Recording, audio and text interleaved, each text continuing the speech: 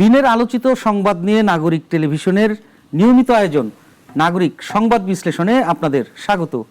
দর্শক, আজকে আমাদের সাথে রয়েছেন স্টুডিওতে আমাদের সহকর্মী সাইদ আরমান। সাইদ, আপনাকে স্বাগত নাগরিক বিশ্লেষণে।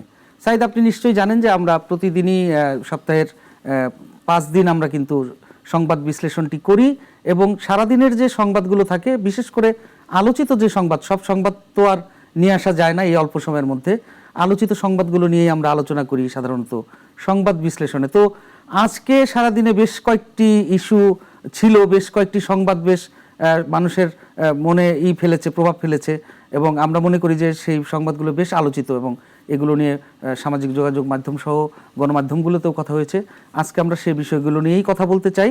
তো শুরুতেই যেটি বলবো যে আপনি নিশ্চয়ই জানেন যে বুয়েটের শিক্ষার্থী আবরার ফাহাদ হত্যাকাণ্ড, এটি একটি আসলে অনেক বড় ঘটনা বাংলাদেশের জন্য এবং আলোচিত একটি হত্যাকাণ্ডের ঘটনা।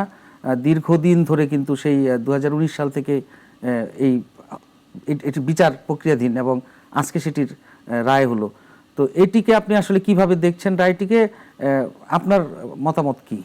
সাইফুল হোসেন, আপনি কিছুটা বলছিলেন, আপনাকে একটু আরেকটু মনে করাই দিতে চাই। 2019-এর অক্টোবর মাসে 6 তারিখ কিন্তু এই নির্মম হত্যাকাণ্ডের পুরো দেশ প্রত্যক্ষ করে। আবরার ফাহাদ বুয়েটের 2য় বর্ষের শিক্ষার্থী ছিলেন, তড়িৎ প্রকৌশল বিভাগের শিক্ষার্থী ছিলেন তিনি, মেধাবী শিক্ষার্থী। তখনকার, এখন তো ছাত্রলীগ নিষিদ্ধ, তখনকার ছাত্রলীগ দ্বারা কিন্তু তিনি নির্যাতিত হন এবং তিনি মারা যান।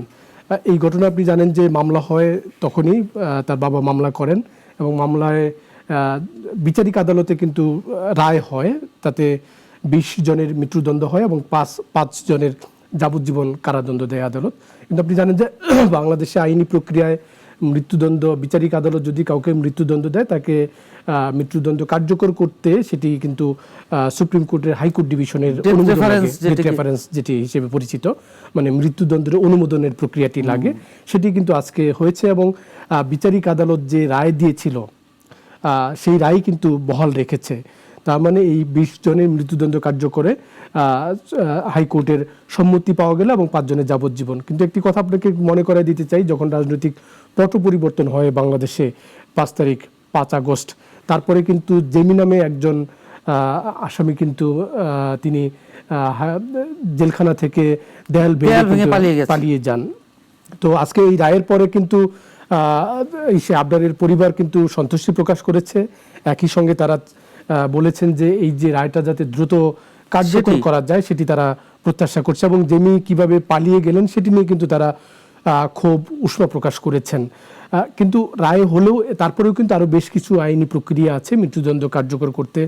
সুপ্রিম কোর্টে যাওয়ার সুযোগ, সুপ্রিম কোর্টের আপিলেট ডিভিশনে যাওয়ার সুযোগ রয়েছে, রাষ্ট্রপতির কাছে প্রাণ ভিক্ষা পাওয়ার সুযোগ রয়েছে যারা আসামি।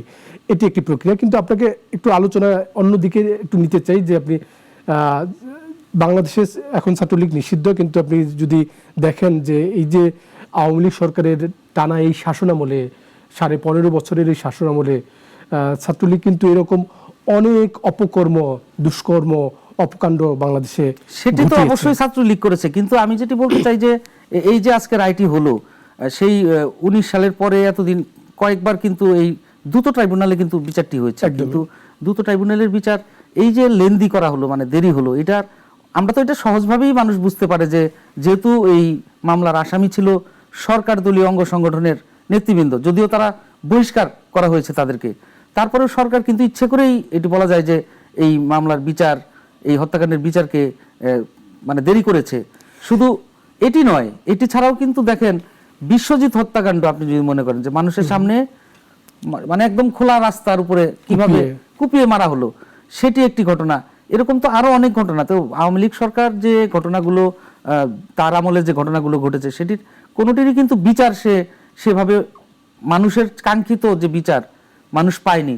বিচারহীনতার যে সংস্কৃতি তারা শুরু করেছিল, সেটিরই কিন্তু ফলাফল আজকে এরকম অবস্থায়। আপনি যেটি বলছিলেন বিচারহীনতার কথা যেটা আপনি বললেন, বাংলাদেশে আপনি যদি দেখেন যে দুঃখিত, এই আওয়ামী লীগ যে আমি যেটি বলছিলাম যে ধরেন 16 বছরের যে শাসনামল, এটি তো সত্য এখন, এবং এখন আলোচনা হচ্ছে, মানুষ আগে হয়তো বলবার সুযোগ পায় নাই। এই যে নির্বাচনবিহীন যে ক্ষমতায় যাওয়া, এখানে তো আসলে কিছু মদদ লাগে, কিছু গোষ্ঠীর সমর্থন লাগে, মাসলম্যানদের লাগে। এই ছাত্রলীগ কিন্তু এই যে নির্বাচনবিহীন আওয়ামী লীগকে ক্ষমতায় রাখবার জন্য ভ্যানগার্ড হিসেবে কিন্তু কাজ করেছে। তারা কিন্তু শক্তি হিসেবে মাঠে থেকে আওয়ামী লীগকে সমর্থন দিয়েছে। কাজেই অঙ্গ সংগঠন হিসেবে আওয়ামী লীগ কখনোই ছাত্রলীগকে অস্বীকার করার কোনো সুযোগ নাই। কাজেই ছাত্রলীগের অনেক অপকর্ম কিন্তু আওয়ামী লীগ মাঝে মধ্যে আমরা তাদের প্রতিক্রিয়া দেখেছি, কিছু বহিষ্কার দেখেছি, কিন্তু সঙ্গত কারণেই আওয়ামী লীগ ছাত্রলীগের ব্যাপারে নীরব থেকেছে। আপনি বিশ্বজিতের কথা বললেন, ঢাকা বিশ্ববিদ্যালয়ে প্রচুর ঘটনা আছে। আপনি শুধু ঢাকা বিশ্ববিদ্যালয়, বুয়েট এর মধ্যে না, আপনি যদি সারা বাংলাদেশেই ক্যাম্পাসগুলোতে যদি দেখেন, ছাত্রলীগ এহেন কোনো অপকর্ম নাই। দখল বলেন, নিজেদের মধ্যে হানাহানি মারামারি বলেন, বিপক্ষ শিবিরের নেতাকর্মীদের হলে অবস্থান করতে না দেয়া, শিক্ষকদের অপমান লাঞ্ছিত করা, নারী নির্যাতন, এহেন কোনো অপকর্ম নাই তারা করে নাই।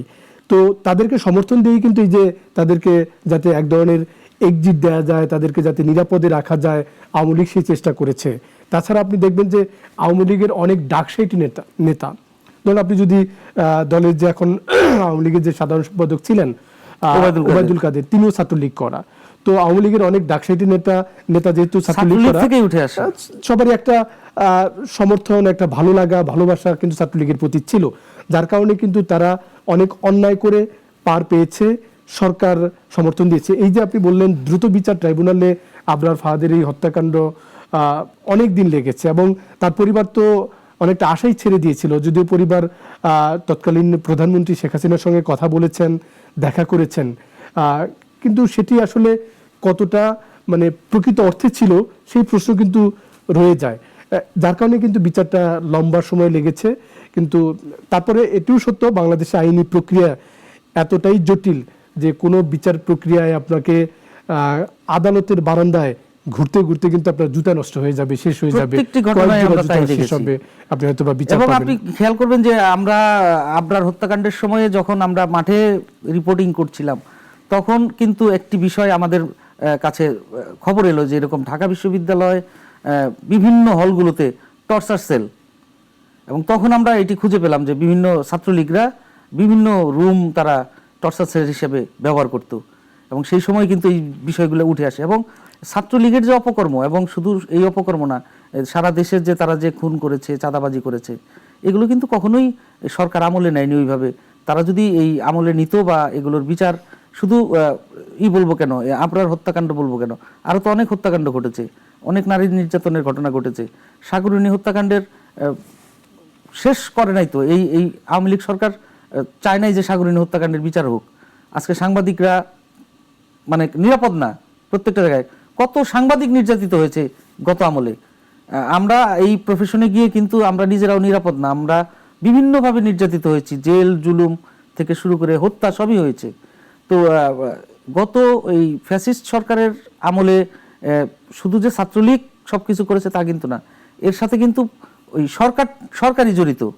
তো এই যে আসলে তাদের কর্মকাণ্ড, এই কর্মকাণ্ডে তারা আসলে কি পর্যায়ে আসলে বাংলাদেশের মানুষের কাছে তারা আসলে এখন মানে কিভাবে মুখ খুলবে আপনি মনে করেন? আপনি যেটি বলছিলেন যে সাংবাদিক দম্পতি সাগরিনী হত্যাকাণ্ড, এটি বিচার তো হয়নি। আপনি যদি খেয়াল করেন, বিচারটাকে ভিন্নভাবে ভিন্ন খাতে নেওয়ার কিন্তু চেষ্টা আমরা বিগত সময়ে দেখেছি, এটি খুব দুঃখজনক ছিল। আর আপনি একটি প্রসঙ্গ টানছিলেন যে ছাত্রলীগের চাঁদাবাজি। আপনি যদি দেখেন যে আমরা বিগত দিনে দেখেছি যারা ছাত্রলীগের কেন্দ্রীয় কমিটিতে যারা এসেছেন, প্রেসিডেন্ট, সেক্রেটারি অথবা কেন্দ্রীয় কমিটির অন্য নেতারা অথবা বিশ্ববিদ্যালয়ের শাখাগুলোর নেতারা, তাদের যে বিলাসী জীবন দেখেছি আমরা। ছাত্রলীগের প্রেসিডেন্ট হলে, সেক্রেটারি হলে তাদের যে একটা আলিশান ফ্ল্যাটে থাকবার ঘটনাও কিন্তু আমরা দেখেছি, দামি গাড়িতে চলবার নজির আমরা দেখেছি, কিন্তু তাদের তো আয় নাই। আমি তবু কিছুটা আয় করি, তারা এই বিনা আয়ে কিভাবে চলতেন? একটা জেলা ছাত্রলীগের সভাপতি আমরা কয়েকশো কোটি টাকার মালিক, এর আগে আমরা একটি রিপোর্ট দেখলাম আওয়ামী লীগের সময়ে। কিভাবে সম্ভব? এগুলি তো করেছে। এই যে আপনি যদি খেয়াল করেন যে আওয়ামী লীগের ব্যাপারে মানুষের মধ্যে যে এই যে নেতিবাচক অবস্থান তৈরি হয়েছে, আওয়ামী লীগ তো প্রথম মেয়াদে 2009 যখন ক্ষমতায় আসে, সেটি কিন্তু একটি গ্রহণযোগ্য নির্বাচন প্রক্রিয়াতেই এসেছিল। তারপরে কিছুটা সময় কিন্তু আওয়ামী লীগ সুশাসনের পথে ছিল, তারপরে কিন্তু তারা মানে গোষ্ঠীগতভাবে নিজেদের সহযোগী সংগঠন সবাই মিলে, ছাত্রলীগ, যুবলীগ, স্বেচ্ছাসেবক লীগ, কৃষক লীগ, যাই বলেন, সবাই মিলিয়ে কিন্তু একটু ধীরে ধীরে তাদের চরিত্র পাল্টাতে থাকে। এবং 2014-তে যখন একতরফা নির্বাচন করে তারা যখন পার পেয়ে যায়, বিএনপির, সেখানেও আমি একটু বিএনপিকে দায় দিব, বিএনপির দুর্বলতার কারণে তারপরে কিন্তু তারা আরো বেশি ব্যাপরোয়া হয়ে ওঠে। এবং পুরো দেশে আপনি দেখেন যে আমরা বলি যে আমাদের সরকারের ব্যয় বাড়ছে, প্রচুর উন্নয়ন প্রকল্প, এগুলো নিয়ে কিন্তু প্রশ্ন উঠছিল যে সরকারের এই উন্নয়ন প্রকল্পগুলো লাখ লাখ কোটি টাকার বাজেট করছিল, আসলে উন্নয়ন প্রকল্প হাতে নিচ্ছিল যাতে তার দৃশ্যমান হয় যে সে কিছু করেছে, এবং এই উন্নয়ন প্রকল্পের আড়ালে যাতে নিজেদের নেতা কর্মী পকেট ভারী করতে পারে, এবং সেটাও ধরেন মেনে নিতাম। কিন্তু এই দেশের টাকা যে তারা লোপাট করেছে, চুরি করেছে, ডাকাতি করেছে তা নয়। কিন্তু ছাত্রলীগের নেতা কর্মীও বিদেশে টাকা, অনেকেই বিদেশে টাকা নিয়ে বাড়ি গাড়ি করেছে, এরকম কিন্তু আমরা শুনতে পারি। তো এই ভয়ঙ্কর পরিস্থিতি তো আসলে বিগত দিনে তৈরি হয়েছিল। এবং 2018-তে আবার যখন একইভাবে তারা নির্বাচনে বিএনপি অংশ নিল, রাতের ভোটের মাধ্যমে যখন তারা ক্ষমতায় আসতে পারে, তখন তাদের মধ্যে শক্তি, মনোবল, সাহস আরো ব্যাপরা হয়ে ওঠে এবং জবাবদিহিতার কোনো জায়গা ছিল না। এবং 24-এ তো সেটি চূড়ান্ত রূপ পায়। যাই হোক, মানুষের মধ্যে যেহেতু মানুষ টানা কয়েকটি ম্যাচ ভোট দিতে পারেনি, মানুষের মধ্যে অসন্তুষ্টি, সেখান থেকে কোটা সংস্কার আন্দোলনকে ঘিরে শেষ পর্যন্ত সরকার বিরোধী আন্দোলন এবং সরকারের পতন হয়। এই সমস্ত প্রেক্ষাপটে কিন্তু ছাত্রলীগের দায়, সম্পৃক্ততা, এগুলো কোনোভাবেই এড়িয়ে যাবার সুযোগ নেই। না, আপনি যেটি বললেন উন্নয়নের কথা, এবং উন্নয়নের পেছনে যে অর্থ যেভাবে পাচার হয়েছে এই দেশ থেকে, কয়েকদিন আগেও একজন নগর পরিকল্পনাবিদের সাথে কথা বললাম, উনি যেটি বলেন, উনি একটি প্রকল্পের সাথে জড়িত ছিলেন, যেটি আমরা বলি যে এক্সপ্রেসওয়ে বা বিআরটি যে লাইনটা গাজীপুর থেকে যেটা আসলো। তো ওই প্রজেক্টের যারা কাজে জড়িত ছিল জাপানের কিছু প্রকৌশলী, এবং এই যার সাথে আমার কথা হলো নগর পরিকল্পনাবিদ, উনি তাদেরকে প্রশ্ন করেছিলেন যে আসলে যে কাজটি হচ্ছে এটা কি তোমরা জানো কিনা, এটার কাজটা কি, এটা আসলে কিভাবে কাজ করে। উনি বলতে চেয়েছিলেন যে একটি শহরের সাথে আরেকটি শহরের দ্রুত যোগাযোগ মাধ্যম হচ্ছে যে এরকম এক্সপ্রেসওয়ে বা বিআরটি, শহরের মধ্যে উঠলাম নামলাম, এই বনানীতে একটা দিল, মহাখালীতে একটা, আবার সেই পান্থকুঞ্জে আপনার পার্ক ধ্বংস করে আরেকটা ওখানে নামছে। তো এইটা তো আসলে কোনো মানে পরিকল্পনার মধ্যেই পড়ে না, এটা সমস্তটাই সেখানে দেখা গেছে যে, এবং কয়েকবার সেটাকে চেঞ্জ করা হয়েছে বাজেট, এবং এখান থেকে যে কত কোটি টাকা, কত হাজার কোটি টাকা মানে লোপাট হয়েছে, এটা শুধু একটি ঘটনা, এরকম হাজার হাজার ঘটনায় এইভাবে টাকা লোপাট করা হয়েছে। তো এই যে আওয়ামী লীগের সময়ের ঘটনা তো অবশ্যই আছে, আমরা আজকে আপনার হত্যাকাণ্ডের ঘটনাটি বলছিলাম যে সেটির বিচার হয়েছে। আমরা কিন্তু কোনো আমলের কোনো হত্যাকাণ্ডকেই সাপোর্ট করি না, এবং এখন তো মানুষ আশা ছিল যে 5 তারিখের পরে আইন শৃঙ্খলা পরিস্থিতি ভালো হবে, অনেক সুন্দর থাকবো আমরা, খুব ভালো থাকবো আমরা। তা আমরা কতটা ভালো আছি? এই যে আজকে আসিয়ার যে ঘটনা, এটা নিয়ে আমরা যে যতটা মর্মাহত হয়েছি, আজকে আসিয়ার নাম শুনলে আমার ছোট মেয়েটার কথা মনে পড়ে আমার, যে আমিও একজন বাবা, আমারও আসিয়ার বয়সী একটা মেয়ে আছে। তা আমি তো তখন সেটা মেনে নিতে পারি না, আমি তো তখন অন্যরকম হয়ে যাই। আমার মতো আরো হাজারো মানুষ, এই যে সামাজিক যোগাযোগ মাধ্যমে মানুষ কত কিছু বলল, কি হলো, কেন আজকে কথা হচ্ছে যে 6 মাস 3 মাস লাগবে সেটার বিচার হতে, যেখানে একদম আসিয়া নিজেই বলে গেছে যে কে সেই অভিযুক্ত, কে হত্যা করলো তাকে, কার নির্যাতনে মেয়েটি মারা গেল। তো এই যে আপনি বললেন যে আইনি জটিলতা আমাদের দেশের, ইতিমধ্যে যেহেতু আইন উপদেষ্টা বলেছেনও যে 15 দিনের মধ্যে রিপোর্ট দিতে হবে, 3 মাসের মধ্যে সেটা কার্যকর হবে। তো আবার আইনজীবীরাও বলছে যে 15 দিনের ভিতরে কিভাবে একটি রিপোর্ট দিব। তো এটা কি আসলে কোনোভাবেই মানে কোনো ইয়ের ব্যবস্থা করা যায় না যে কিছু কিছু বিচার আসলে দ্রুত, ট্রাইব্যুনাল বলতে আমরা কি বুঝি, দ্রুত মানেই তো দ্রুত, মানে একদম তাৎক্ষণিক একটা প্রমাণ হবে যে সে অভিযুক্ত, তার বিচার হবে। কিন্তু সেই জায়গাটা তো, সেই বিচার তো মানুষ পায় না। সেই বিচারহীনতার বাংলাদেশে যদি রয়ে যায়, এখনো যদি তাই রয়ে যায়, তাহলে তো আমরা তাহলে কার কাছে যাব? আমরা বাংলাদেশের মানুষ কোথায় যাবে? আপনি যে প্রসঙ্গটি টানলেন একেবারে ঠিক। আমরা 5 আগস্টে রাজনৈতিক পট পরিবর্তনের পরে আমরা 3 দিন 72 ঘন্টা তো বাংলাদেশে কোনো শাসন ব্যবস্থা ছিল না, সরকার ছিল না।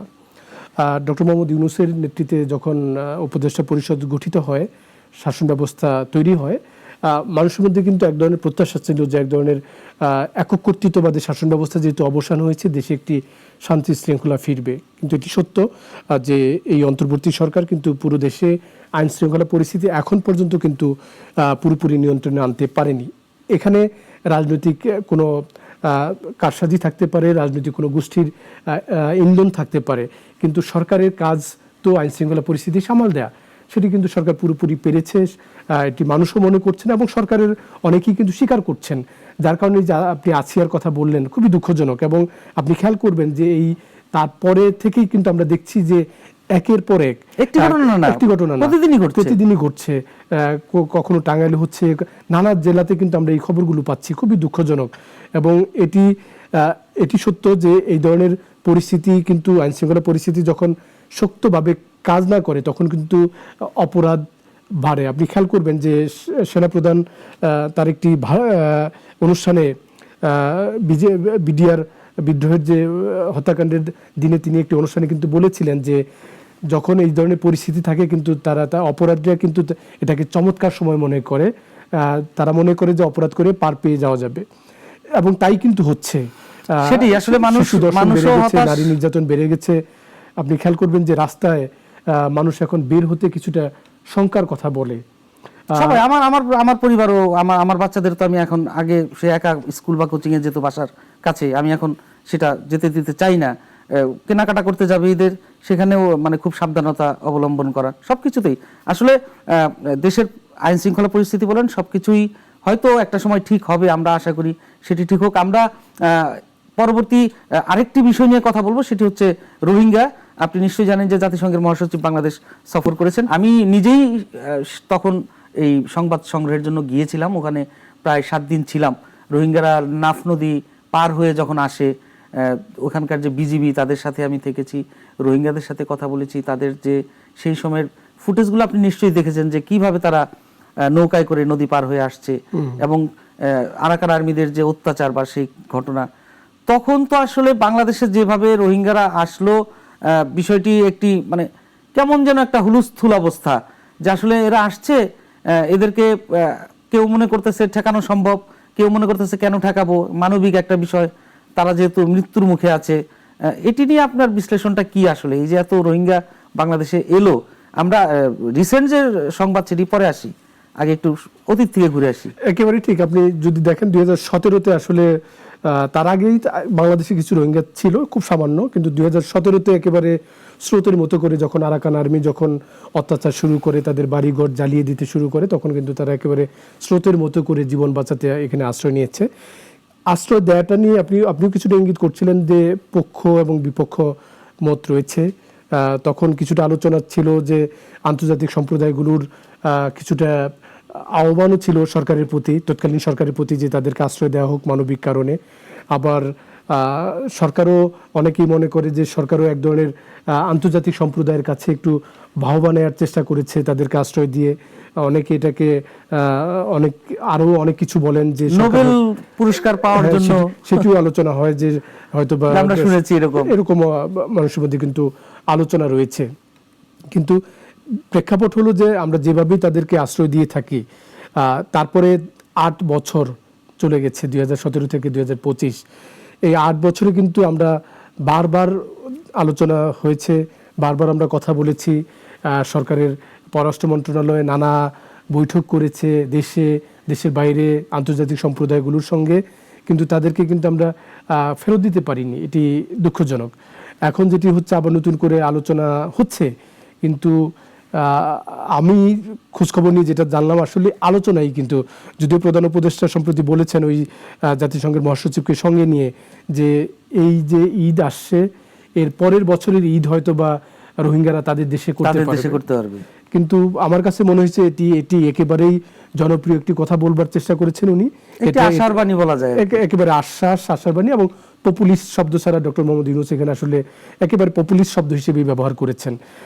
যদি আমি আপনাকে পরিসংখ্যান দিয়ে বলি কেন পপুলিস্ট বলছি ওনার এই মন্তব্যকে, যদি আমরা বছরে ধরে নেন তর্কের খাতিরে 10,000 করে রোহিঙ্গাকে ফেরত দিতে পারলাম, তো বাংলাদেশে এখন 12 লাখের বেশি 10 থেকে 12 লাখ সরকারি হিসেবে রোহিঙ্গা রয়েছে, কিন্তু বেসরকারি হিসেবে কিন্তু এই রোহিঙ্গার সংখ্যা আরো বেশি, 17-18 লাখের মতো হবে, কারণ তাদের জন্মহার অনেক বেশি। আমরা যে পরিমাণ আশ্রয় প্রতি বছরই তো হাজার হাজার বাড়ছে। কাজেই যদি প্রতি মাসে আমরা বছরে যদি 10,000ও যদি ফেরত পাঠাই, আপনি দেখেন যে 10 বছরে এই রোহিঙ্গাকে ফেরত পাঠাতে শেষ করতে পারবেন কিনা। কাজেই আগামী ঈদ রোহিঙ্গারা তাদের দেশে করবে, সেটা একেবারে অবাস্তব কথা। আরেকটি প্রেক্ষাপট বলি, রোহিঙ্গাদের ফেরত তো আপনি যদিও জাতিসংঘ বলেছে যে রোহিঙ্গাদের প্রত্যাবাসনে তারা সমর্থন দিচ্ছে বাংলাদেশকে, কিন্তু রোহিঙ্গাদের জীবন হুমকিতে থাকলে যে ওই দেশে কোনো আন্তর্জাতিক সম্প্রদায় ফেরত পাঠাতে দিবে না, এটাও তো সত্য। এবং এখানে চীন, ভারত, মিয়ানমার তাদের একটু স্বার্থ সংশ্লিষ্ট রয়েছে। তার বিশেষ করে চীনের সমর্থন তো এখানে খুবই জরুরি। আমরা দেখেছি বিগত দিনে চীনের সমর্থন না নিয়ে কোনো কূটনৈতিক আলোচনা ছাড়া এটা কখনোই ফেরত দেওয়া সম্ভব নয়। কাজেই এটি একেবারে খুব রাতারাতি ফেরত পাঠানো যাবে এই আশা করা কিন্তু খুব কঠিন। তবে ডক্টর ইউনূসের এই কথা হয়তো বা রোহিঙ্গাদের মধ্যে এক ধরনের কনফিডেন্ট তৈরি করছে, কিন্তু কনফিডেন্ট তৈরি করলেও আরাকান আর্মিকে যদি শান্ত করা না যায়, তাদের সম্মতি যদি না নেওয়া যায়, এবং রোহিঙ্গাদের যেখান থেকে বিতাড়িত করা হয়েছে আমাদের দেশে, ওই জায়গাগুলো কিন্তু এখন আর অব্যবহৃত নাই, সেখানে অর্থনৈতিক অঞ্চল করছে মিয়ানমার, তাহলে তাদেরকে তাদের জায়গা দিতে হবে, তাদের বাড়িঘর করতে হবে, তারপরে তাদেরকে ফেরত পাঠাতে হবে। কাজেই এই রোহিঙ্গা সংকটের যেভাবেই আমরা সমস্যা তৈরি করি, সেটির সমাধান খুব রাতারাতি হবে, তাড়াতাড়ি হবে, এমনটি কিন্তু প্রত্যাশা করা আমাদের ঠিক হবে না। বিগত সরকার কি রোহিঙ্গা প্রত্যাবাসনে আসলেই মানে সক্রিয় ছিল নাকি? এই যে তারা তো করলো একবার, সেই সরকারের আমলে রোহিঙ্গাদের একটা আবাসনের ব্যবস্থা করলো, আপনি জানেন যে একটি চরাঞ্চলে ভাষাঞ্চরে, যে এই যে এত টাকা খরচ করে সেখানে কিন্তু অবকাঠামোগত উন্নয়ন করে কিছু রোহিঙ্গাদের কিন্তু সেখানে নেওয়া হলো। তো এটা কি স্থায়ীভাবে রোহিঙ্গাদের বাংলাদেশে রাখার ব্যবস্থাই করা হলো? তাদেরকে যে পাঠানো হবে, তাহলে এইভাবে স্থায়ী ব্যবস্থা কেন নেওয়া হলো? আর রোহিঙ্গাদের যে অবস্থান, যে এলাকাটিতে আমরা কক্সবাজারের পাশে যে উখিয়া যে ক্যাম্পগুলো আছে, তো রোহিঙ্গারা কিন্তু আসলে বিভিন্ন অপকর্মের সাথে জড়িত। আপনি অনেক ঘটনাই শুনেছেন, তাদের কাছে বিভিন্ন অস্ত্র রয়েছে, তারা নকল মানে তারা বিভিন্নভাবে ন্যাশনাল আইডি যেটা জাতীয় পরিচয়পত্র এবং পাসপোর্ট পর্যন্ত রোহিঙ্গারা বানিয়ে ফেলছে। তারা কিন্তু এইভাবে বিভিন্ন অপকর্মের সাথে জড়িত।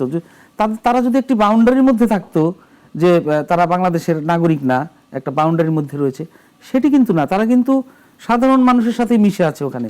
তো সাধারণ মানুষের সাথে মিশে আছে, তারা বিভিন্ন অপকর্মের সাথে জড়িত, বিভিন্ন ধরনের তাদের কমিউনিটির ভিতরে বিভিন্ন ধরনের রাজনীতি রয়েছে। এর আগে এক রোহিঙ্গা নেতার ঘটনা নিশ্চয়ই আপনি জানেন, যে যিনি খুন হয়েছেন, তো সেটিও তো একটি বড় রাজনৈতিক বিষয়। তো এই যে আপনি বলছিলেন যে 10,000 করে যদি প্রতি বছর পাঠানো হয়, সেটিও তো একটি আলোচনার বিষয়, সেটি কোনোদিন সম্ভব না। এটা কি আসলেই কখনোই সম্ভব যে এই 12 লাখ 15 লাখ রোহিঙ্গা বাংলাদেশ থেকে বললো আর মিয়ানমার তাদেরকে নিয়ে নিল, এটি কোনোভাবে সম্ভব? এটি একেবারে, আমি সেটাই বলছিলাম, এটি খুব কঠিন কাজ। আপনি ভাষাঞ্চরের কথা বলছিলেন, ভাষাঞ্চরটা কিন্তু আপনি যেটা বলছিলেন যে রোহিঙ্গারা ছড়িয়ে ছিটিয়ে যাচ্ছে পুরো বাংলাদেশে, হয়তো বা বিভিন্ন জেলায় তারা নাম পরিচয় গোপন রেখে নির্বাচন কমিশনের অসাধু কর্মকর্তা, স্থানীয় প্রশাসন, স্থানীয় জনপ্রতিনিধি তাদেরকে ব্যবহার করে নিজেদের পরিচয় কিন্তু পাল্টাচ্ছে, এটি সত্য। এবং এমনও আছে বাংলাদেশি পাসপোর্ট ব্যবহার করে তারা বিদেশে চলে যাচ্ছে এবং বিদেশে গিয়ে নানা রকম অপকর্ম করছে, সেগুলো দেশের ভাবমূর্তি কিন্তু নষ্ট করছে। এটি একটি প্রেক্ষাপট। সেই দিক থেকে ভাষাঞ্চরের উদ্যোগটা, যদিও আশ্রয়ণ প্রকল্প 3-এর আওতায় বিগত সরকার এই উদ্যোগটি নেয়, ভাষাঞ্চরটা যেহেতু একটি বিচ্ছিন্ন দ্বীপ, কক্সবাজার থেকে কিন্তু রোহিঙ্গাদের ছড়িয়ে ছিটিয়ে যাওয়ার সুযোগটা খুব খুব সহজ, পথঘাট আছে সব জায়গাতে, যে কোনো জায়গায় চলে যেতে পারছে। সেই দিক থেকে ভাষাঞ্চর থেকে তাদের বের হওয়া খুব কঠিন। যার কারণে কিন্তু আপনি খেয়াল করবেন যে যখন সরকার উদ্যোগ নেয়, ভাষাঞ্চরের কাজ যখন শেষ হয়, রোহিঙ্গাদের যখন এখানে নেয়ার উদ্যোগ নেয়, রোহিঙ্গারা কিন্তু এক ধরনের বিদ্রোহ করে, সবাই যেতে চায়নি, রাজি হয়নি, কেউ পালানোর চেষ্টা করেছে। সরকার কিন্তু অনেকটা জোর করবার চেষ্টা করে, তারপরে আন্তর্জাতিক সম্প্রদায়গুলো কিন্তু তাতে সম্মতি দেয়নি যে জোর করে নেওয়া যাবে না। তারপরে আন্তর্জাতিক সম্প্রদায়গুলোকে নিয়ে সেই ভাষাঞ্চরের যে আবাসন প্রকল্পগুলো আমিও নিজেও গিয়েছিলাম, দারুণ করে কিন্তু সেই অবকাঠামোগুলো করা, কিন্তু ওই যে তারা ওই সংখ্যার কারণে যেতে চায় না কক্সবাজারে, তারা নানা রকম অপকর্ম করে। কিন্তু আপনি যেটি বলছিলেন যে এই যে তাদেরকে যদি ফেরত না দিতে পারি, আসলে এটা সংকটটা কোথায়? এই যে তাদের বাসস্থানের ব্যবস্থা করতে হচ্ছে, খাবারের ব্যবস্থা করতে হচ্ছে, আন্তর্জাতিক সম্প্রদায়গুলো সহায়তা দিচ্ছে, কিন্তু শঙ্কার ব্যাপার হলো কি জানেন আপনি, এখন আমরা মার্চ মাস চলছে, তাই না?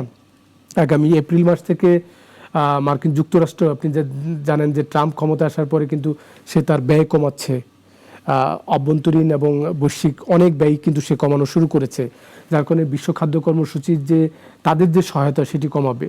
সেটি কমাইলে কি হবে, এখন আপনি পরিসংখ্যান যদি দেখেন যে রোহিঙ্গারা প্রতি মাসে $12.5 করে সহায়তা পায়, মানে প্রতি খাবারের জন্য প্রায় 16-17 টাকা তার বরাদ্দ হয়। এটি কিন্তু কমে যাবে, অর্ধেক হয়ে যাবে, তার মানে $6 পাবে। তার মানে এখন প্রতি খাবারের জন্য সে যেখানে 16 টাকা পাচ্ছে সেটা 8-9 টাকা হয়ে যাবে। তার মানে তার মানবিক বিপর্যয় হবে, এবং যখন সে তখন অপুষ্টিতে ভুগবে, খাবারের সংকটে ভুগবে, তখন সে অপকর্ম আরো বাড়াবে এবং আরো ওইখান থেকে বেরিয়ে যাওয়ার চেষ্টা করবে। বেরিয়ে কিভাবে আয় করা যায়, কিভাবে করা যায়, এই সংখ্যাগুলো কিন্তু তৈরি হবে। যেহেতু মার্কিন যুক্তরাষ্ট্র তার সহায়তা কমাবে, আন্তর্জাতিক সম্প্রদায়গুলো যদি সহায়তা কমায়, এই রোহিঙ্গাদের ব্যবস্থাপনা করা বাংলাদেশের জন্য আরও কঠিন পরিস্থিতি হবে। কিন্তু এটি নিয়ে সরকারের কিন্তু এখনই উদ্যোগ নিতে হবে। আমি যেটি দেখছিলাম যে 2025 শেষে রোহিঙ্গাদের জন্য প্রায় $81 মিলিয়ন কিন্তু আমাদের দরকার পড়বে। তো এই টাকা কোথা থেকে আসবে? এই টাকা এনে তাদেরকে ভরণ পোষণের ব্যবস্থা করা খুব কঠিন কাজ। এটি একটি অনেক বড় বোঝা।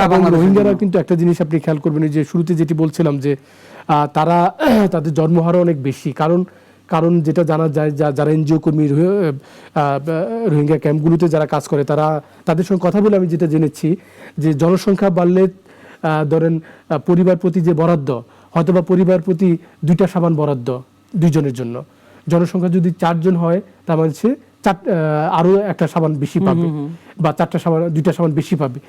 এই সমস্ত কারণে কিন্তু তারা জনসংখ্যা বাড়াচ্ছে, এই সরকারি সুযোগ সুবিধাগুলো এবং তারা এতটা বেপরোয়া। আমি এনজিও কর্মীরা আমাকে অনেক সময় বলেন যে যারা এনজিও কর্মী তাদের কল্যাণে কাজ করছে, তাদেরকে নাকি তারা বলে যে আমরা এই দেশে আসছি বলে তোমরা চাকরি করে খেতে পারতেছ। তো এই ধরনের ব্যাপার আচরণ, এবং সরকারের এই অন্তর্বর্তী সরকারের ডক্টর ইউনূসও তো একবার বলেছেন যে রোহিঙ্গারা বাংলাদেশের জন্য একটি বড় বিপদের কারণ। বিগত সরকারও বলেছে, এই সরকারও কিন্তু বলেছে, সত্যিকার অর্থে তারা আমাদের জন্য গলার কাটা। তো গলার কাটা হলেও যদি মানবিক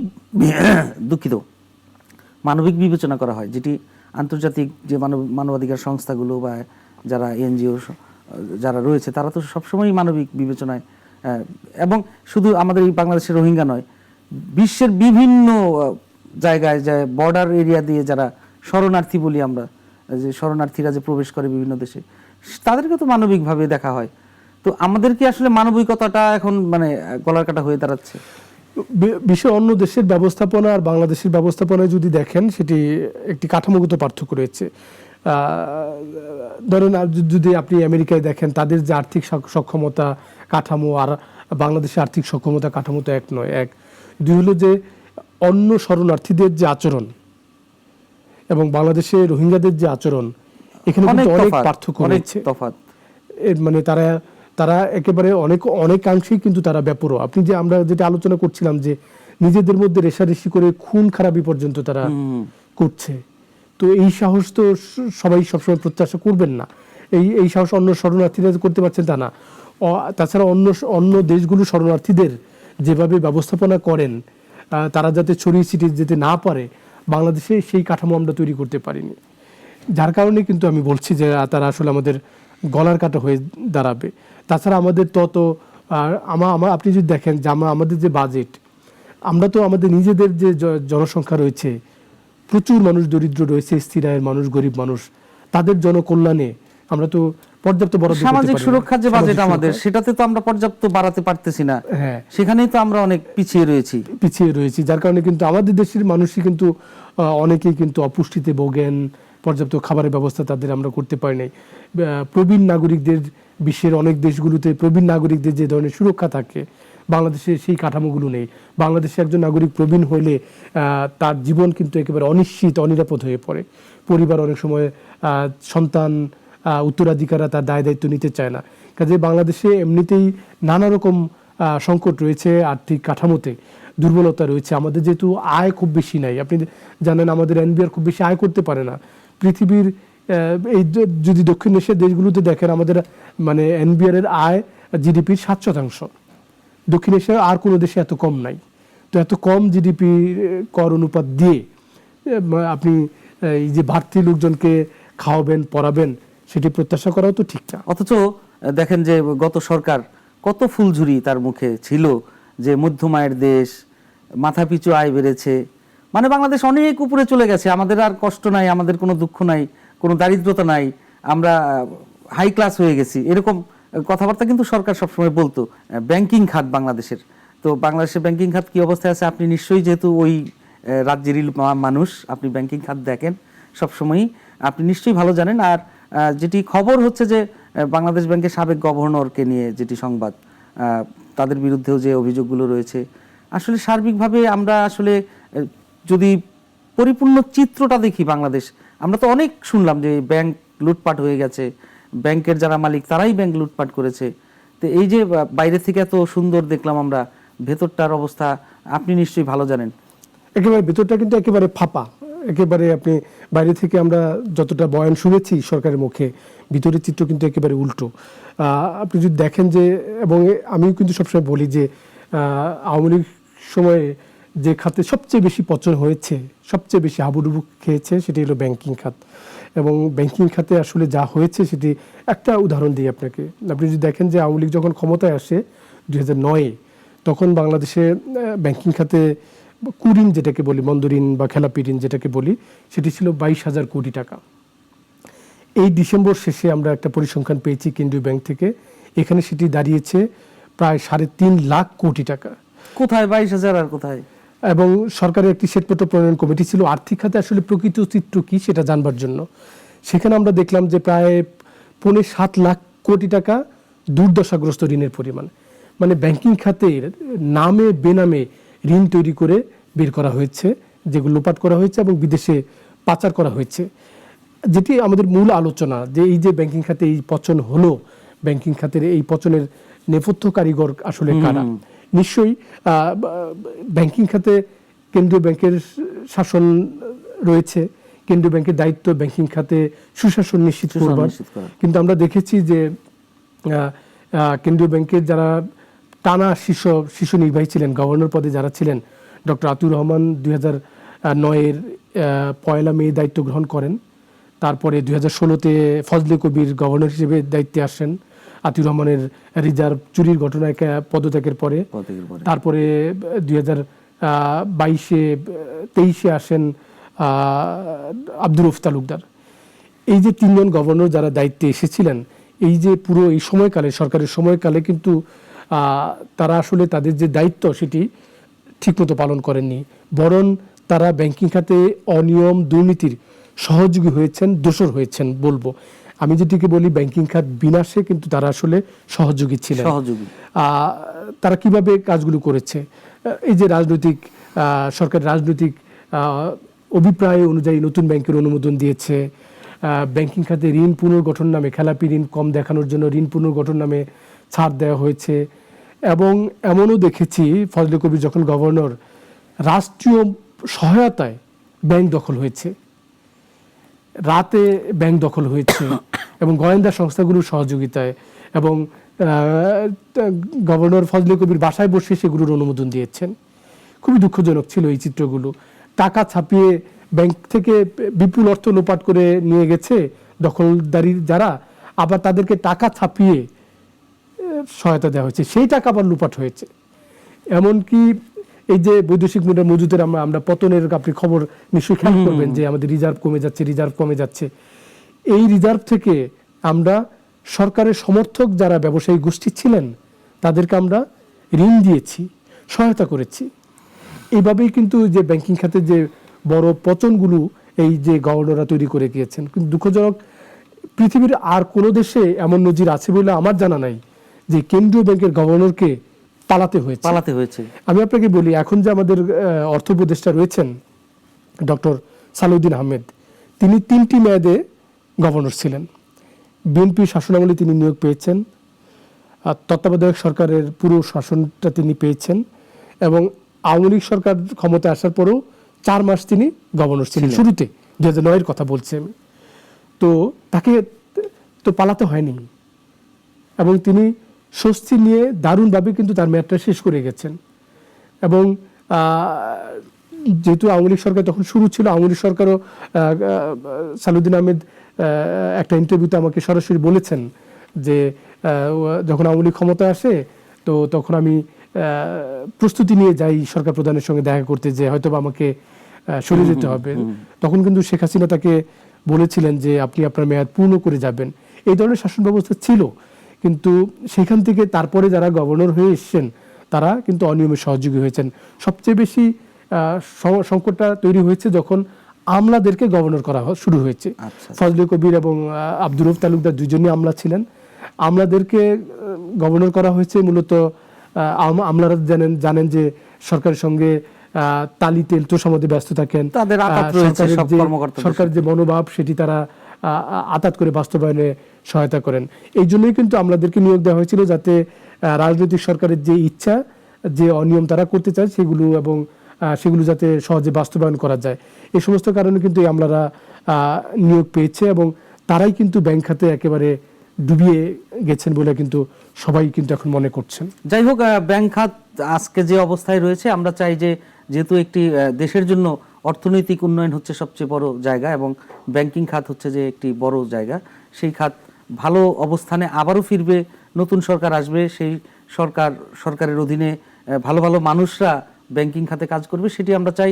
আরেকটি বিষয় আপনি নিশ্চয়ই জানেন যে পুলিশ, আমরা একটু আগেও এটি নিয়ে কথা বলছিলাম যে আইন শৃঙ্খলা বাহিনীর যে অবস্থান বা আইন শৃঙ্খলা পরিস্থিতি দেশের বর্তমান, সেটি নিয়ে কিন্তু বেশ আলোচনা সমালোচনা রয়েছে, মানুষ উৎকণ্ঠার মধ্যে রয়েছে। তো একটি পুলিশ সংস্কার কমিশন কিন্তু হয়েছিল, যে কয়টা কমিশন হয়েছিল তার মধ্যে পুলিশ সংস্কার কমিশন, সেই কমিশন কিন্তু ইতিমধ্যে তাদের প্রস্তাবনা জমা দিয়েছে, এবং যারা পুলিশের ঊর্ধ্বতন রয়েছেন বা পুলিশের যারা রয়েছেন তাদেরও কিন্তু কিছু আবদার ছিল যে পুলিশ কিভাবে সংস্কার হবে, তাদেরও কিছু এরকম কিছু প্রস্তাবনা ছিল। তো যেহেতু প্রস্তাবনা জমা হয়েছে এবং সেখানে কি কি জমা হয়েছে অনেকেই হয়তো জেনেও গেছে, সেটি জানার পরে কি আসলে হয়েছে না হয়েছে সেটি খোলাসা না হলেও পুলিশের মধ্যে এক ধরনের বোঝা যাচ্ছে যে একটি ক্ষোভ কাজ করছে, এবং যে কারণে প্রধান উপদেষ্টা কিন্তু উচ্চ পর্যায়ে পুলিশ কর্মকর্তাদের ডেকেছেন। এই বিষয়ে আপনার কাছে কি সংবাদ রয়েছে? সাইফুল সাহেব, আপনি যদি খেয়াল করেন, এই পুলিশের মনোবল কিন্তু ভেঙে গেছে আসলে 5 আগস্টের পর থেকে। আপনি দেখেন যে যেহেতু পুলিশের একটি অংশ, একটি শ্রেণী বিগত সরকারের সঙ্গে আইনি দায়িত্বের বাইরে এসে সম্পৃক্ত হয়ে পড়েছিল, যার কারণে কিন্তু পুলিশের কর্মকাণ্ড প্রশ্নের মুখে পড়ে, এবং এই যে জনরোষ যেটি তৈরি হয় তাতে কিন্তু পুলিশও কিন্তু আক্রান্ত হয়, এটি সত্য। এবং পুলিশের কর্মকাণ্ডের কারণেই কিন্তু এই পরিস্থিতি তৈরি হয়। এবং আপনি দেখবেন যে থানাগুলো আক্রান্ত হয়েছে, পুলিশ কিন্তু অনেকদিন কাজেই ফিরতে সাহস পায় নাই, পুলিশের গাড়ি ছিল না, এরকম নানা পরিস্থিতি ছিল। পুলিশকে তো মেরে ঝুলিয়ে রাখা হয়েছে, এরকম ঘটনা ঘটেছে, থানা পুড়িয়ে দেওয়া হয়েছে, তো স্বাভাবিক তো তারা ভয় থাকবে। যার কারণে কিন্তু যে আইন শৃঙ্খলা পরিস্থিতির কিন্তু আমরা অবনতির কথা বলি। সেনাবাহিনী তো কোথায় কোন ধরনের অপরাধ সংগঠিত হয়, কোথায় চোর আছে, কোথায় ডাকাত আছে, এগুলো তো সেনাবাহিনী জানবার কথা নয়, এগুলো তো পুলিশিং কার্যক্রম, পথঘাটও তো চেনে না তারা। যার কারণে কিন্তু এই আইন শৃঙ্খলা পরিস্থিতি ঠিক করা যায়নি। সেই প্রেক্ষাপট যখন আমরা আস্তে আস্তে কাটানোর চেষ্টা করছিলাম, পুলিশের মনোবল যখন আস্তে আস্তে ফেরার উদ্যোগ হচ্ছিল, এবং সরকারও কিন্তু অন্তর্বর্তী সরকারও চাচ্ছে যে পুলিশের মনোবল যাতে ফিরে আসে, এই জন্যই কিন্তু এই যে পুলিশ সংস্কার কমিশন করা হয়েছিল, যে পুলিশের পুনর্গঠন যাতে হয়। আমরা পুলিশের পোশাক পরিবর্তনের উদ্যোগটা আমরা দেখি, কিন্তু শুধু পোশাক পরিবর্তন করে তো আসলে পুলিশের মনোবল ফেরানো যাবে না। আপনি দেখবেন যে এখনও যদি আপনি রাস্তায় যান, পুলিশ আসলে সেই আগের শক্তি, সেই মনোবল কিন্তু আমরা দেখি না, সেটি নাই। মনে হচ্ছে যে পুলিশ একটু আতঙ্কে আছে, যে কোনো জায়গাতে যে কেউ পুলিশের উপর চড়াও হচ্ছে, তাই না? আমরা কয়েকদিন আগে দেখলাম যে আন্দোলনকারী পুলিশকে কিভাবে হামলা করলো। তো কাজেই এটি একটি প্রেক্ষাপট, সেই প্রেক্ষাপটে যখন সংস্কারের কথা আলোচনা হচ্ছিল, পুলিশের বেশ কিছু দাবি দেওয়া কিন্তু ছিল। পুলিশ যাতে এই যে রাজনৈতিকভাবে আর ব্যবহার না হয় সেটি ঠেকানোর জন্য পুলিশের মধ্যে এক ধরনের আলোচনা ছিল, এবং পুলিশের একটি অংশ কিন্তু চায় যাতে তারা রাজনৈতিক হাতিয়ার হিসেবে আর কেউ ব্যবহার করতে না পারে। হ্যাঁ। এবং সেটি বন্ধ করতে চাইলে কিন্তু আমাদের আসলে এই সংস্কারগুলো খুব জরুরি, এবং এই জন্য কিন্তু পুলিশের তরফ থেকে একটি স্বাধীন কমিশনের অধীনে যাতে পুলিশ চলতে পারে তার একটি একটি কমিশনের অধীনে। প্রস্তাব কিন্তু পুলিশের তরফ থেকে ছিল। কিন্তু যে সংস্কার কমিশন যে প্রস্তাব দিয়েছে, এই প্রস্তাব সহ অনেক প্রস্তাব কিন্তু পুলিশের এই সুপারিশগুলো আসলে আমলে রাখা হয়নি, যার কারণে পুলিশের মধ্যে কিন্তু আবার একটু অসন্তুষ্টির খবর কিন্তু আমরা জানতে পারছি। এবং সেই অসন্তুষ্টিকে আমলে নিয়ে সরকারও সেটি গুরুত্ব সহকারে আমলে নিয়েছে। আমলে নিয়ে কিন্তু আগামীকালই প্রধান উপদেষ্টার নেতৃত্বে এসপি, ডিআইজি, মহানগরের যে কমিশনার রয়েছেন, পুলিশ সদর দপ্তরে কয়েকজন ডিআইজি, সম্ভবত 3 জন ডিআইজিকে ডাকা হয়েছে। এরকম বড় একটি টিমকে ডেকে উনি কথা বলবেন। যদিও আইজিপি বলেছেন যে এটি আসলে দেশের পরিস্থিতি নিয়ে সরকার প্রধানের তাদের দিক নির্দেশনা দিবেন, কিন্তু আসলে এটি আসলে পুলিশের যে অসন্তুষ্টি, পুলিশের যে বর্তমান পরিস্থিতি, সেটি নিয়ে কিন্তু মূলত আলোচনা হবে। পুলিশ তাদের দাবিগুলো, বর্তমান প্রেক্ষাপটগুলো তুলে ধরবে, এবং আগামীতে পুলিশ যাতে রাজনৈতিক কোনো শক্তি যাতে ব্যবহার করতে না পারে, এই জন্য আসলে তারা কি চায় সেই দাবিগুলো হয়তোবা তারা তুলে ধরবে। আরেকটি অসন্তুষ্টি হলো যে পুলিশ মনে করেছিল যে জাতীয় ঐক্যমত্য কমিশন যেটি হয়েছে, সেই কমিশনে পুলিশের বিষয়টাও এই ঐক্যমত্য কমিশনে থাকবে, সেটিও রাখা হয়নি। সেটি নিয়েও কিন্তু পুলিশের মধ্যে এক ধরনের অসন্তুষ্টির কথা কিন্তু আমরা জানছি। সবই আমি যেগুলো বললাম সবই কিন্তু আসলে সূত্রের বরাত দিয়ে জানা, আনুষ্ঠানিকভাবে কিন্তু কোনো পুলিশ কর্মকর্তা থেকে কিছু বলা হয়নি এখন পর্যন্ত। রাইট, সেটি আমরা নিশ্চয়ই জানি যে আনুষ্ঠানিকভাবে বলা হয়নি। তবে পুলিশের যে আসলে ক্ষোভ আর পুলিশের প্রতি মানুষের যে ক্ষোভ, এটি কিন্তু আসলে একদিনে তৈরি হয়নি। দীর্ঘদিনে মানুষ থানায় গিয়ে তারা কোনো পায়নি, তারা একটি অভিযোগ নিয়ে থানায় গেলে সেখানে তারা সেই অ্যাক্সেসটি পায়নি। পুলিশ সাধারণ মানুষের সাথে খারাপ আচরণ করেছে, পুলিশ চাঁদাবাজি করেছে, পুলিশ যা খুশি তাই করেছে, তার ক্ষমতার অপব্যবহার করেছে। এবং আপনি যেটি বললেন যে রাজনৈতিক ঢাল হিসাবে, সরকারের তলোয়ার বা ঢাল হিসাবে তারা ব্যবহৃত হয়েছে। এবং এটা কিন্তু সব পুলিশ যে হয়েছে তা কিন্তু না, নির্দিষ্ট সংখ্যক কিছু পুলিশ হয়েছে, এবং তাদের কারণে কিন্তু আজকে পুরো পুলিশ বাহিনী কিন্তু আজকে সেইটার সম্মুখীন হতে হয়েছে, এবং সেজন্য তাদের পস্তাতে হয়েছে। তারা এখন কিন্তু অনেক পুলিশ এখনও যোগদান করেনি কাজে, পলাতক রয়েছে, অনেকের চাকরি চলে গেছে, তারা অনেক পুলিশের নামে মামলা হয়েছে, অনেক পুলিশ মৃত্যুবরণ করেছে এই সময়, যে অভ্যুত্থান হলো সেই অভ্যুত্থানের সময়। তো যাই হোক, আমরা চাই যে সেই পুলিশ যেহেতু দেশের একটি আইন শৃঙ্খলা রক্ষাকারী বাহিনী এবং একদম সাধারণ মানুষের দোরগোড়ায় সে সেবা দেয়, সেই সেবাটি যেন মানুষ পুলিশের কাছ থেকে পায়। পুলিশও তাদের সেই নৈতিকতায় ফিরে আসুক, তারা ভালো আচরণ করুক মানুষের সাথে, তাদের মধ্যে সেই বিবেক বুদ্ধি নিয়ে তারা কাজ করবে, এটিও মানুষ চায়। তো সাইদ, আপনাকে অনেক ধন্যবাদ আজকে আমাদের সাথে থাকার জন্য এবং সংবাদ বিশ্লেষণে। প্রিয় দর্শক, শুধু পুলিশ নয়, যে কোনো ইস্যুতেই আমরা আমাদের এই দেশকে যদি সুন্দর করতে চাই, আমরা যদি আইন শৃঙ্খলা ঠিক রাখতে চাই, আমরা যদি ভালো মানুষ হতে চাই, আমরা যদি সমাজে কোনো অরাজকতা না চাই, শুধুমাত্র সেই সংস্থা বা যারা দায়িত্বে রয়েছেন তাদেরকে বললেই বা তারাই যে দায়িত্ব পালন করবে সেটি কিন্তু তাদের একার পক্ষে সম্ভব হবে না। সাধারণ মানুষ যারা দেশের নাগরিক তাদেরও এগিয়ে আসতে হবে, তবেই কিন্তু এই দেশটি একটি সুন্দর দেশ হবে। আমরা একটি সুন্দর দেশের নাগরিক হিসাবে আমরা বেঁচে থাকব। আমাদের অনাগত যারা রয়েছে, আমাদের সন্তান যারা রয়েছে, আমাদের পরবর্তী প্রজন্ম, তারা একটি সুন্দর দেশ পাবে। দর্শক, এই ছিল আজকের আয়োজনে। পরবর্তীতে আবারও কিছু বিষয় নিয়ে আবার আপনাদের সাথে দেখা হবে। সে পর্যন্ত সবাই ভালো থাকুন, সুস্থ থাকুন। আল্লাহ হাফেজ।